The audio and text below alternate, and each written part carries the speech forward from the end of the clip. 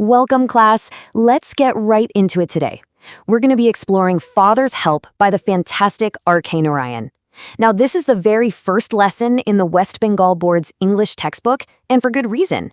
It's a classic story about how one little white lie can spiral, well, wonderfully out of control. And it all kicks off with a feeling I'm sure every single one of us knows all too well. We meet our main character, a young boy named Swaminathan, or just Swami. He wakes up, and that realization hits him like a ton of bricks. The weekend is over. It is Monday, and he really, really does not want to go to school. So what's a kid to do? Well, he goes for the oldest trick in the book. It's 9 o'clock. He should be on his way to school, but instead, he's wailing, "I have a headache." It's his first attempt to get out of it, but as you're about to see, it's not exactly foolproof. Now, his mother, she's a bit more sympathetic. She's generous and suggests, hey, maybe he could stay home. And for just a second, you think, okay, Swami's plan might actually work. But then his father comes into the room. And boom, just like that, the whole plan is completely shattered. His father is way more strict and sees right through the excuse. He calls it nonsense and even throws in a little bit of advice. Loaf about less on Sundays and you will be without a headache on Monday. Ouch. Yeah, that one had to sting. So attempt number 1 is a total failure. Okay, so plan A didn't work. Time for plan B. Swami pivots. If being sick isn't going to work, maybe a timing issue will. He argues that it's already 9:30 and there's no way he can show up to class this late. You know, it's a pretty smart change in tactics, but it is about to backfire spectacularly. And this, my friends, is where the story takes a fantastic and hilarious turn. Instead of getting into a big argument or punishing Swami, his father comes up with a different idea, a solution that Swami absolutely did not see coming.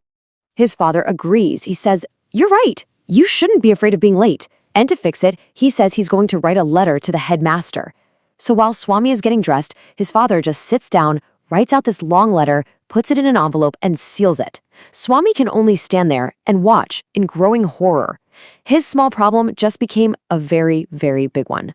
All right, pop quiz time, everyone. Let's do a quick check to see if you're paying attention. Based on what we just heard, what is Father's big solution? Is it a telegram, a notice, a letter, or a report? Take a second to think about it. If you said letter, you are absolutely right. In his father's mind, a formal letter is going to solve everything. For poor Swami, though, this letter is basically a ticking time bomb he has to carry to school.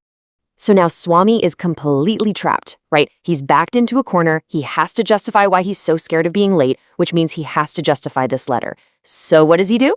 He does what any cornered kid would do. He starts making things up, and his imagination just goes into overdrive. He starts spinning this yarn to his father about his teacher, Samuel. He says Samuel is this incredibly angry man who beats the students, especially the ones who show up late. You see, he's desperately trying to get his dad to change his mind about the letter, but all he's really doing is pouring gasoline on the fire. And this slide right here, it perfectly shows the massive gap between what's real and what Swami's making up.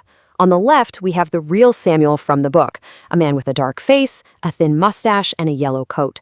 But on the right, that's the monster Swami has painted for his father, this violent, scary figure. So, as Swami is walking to school with that dreaded letter in his pocket, his conscience starts to kick in. He tries to think of even one time Samuel was as awful as he described, and he can't. He gets this sinking feeling that he's completely blurred the line between what's real and what he just invented. And this brings us to a fantastic vocabulary word from the text, apprehensively. The book says Swami asks his father about the letter apprehensively, and that word just perfectly captures how he's feeling, this mix of worry, fear, and just total dread about the awful consequences he knows are coming his way. Okay, so Swami finally gets to school, letter in hand. This is the moment of truth, and his whole complicated lie starts to unravel the very second he comes face to face with a man he just turned into a villain, Samuel. Swami is bracing for a storm. He's expecting to get yelled at.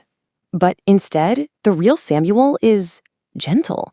He asks about Swami's headache, and when he hears that his father sent him to school anyway, he's actually impressed. He says, "Your father is quite right. We want more parents like him." I mean, this is the exact opposite of what Swami was expecting. And that kindness, it's just too much for Swami. He's absolutely flooded with guilt.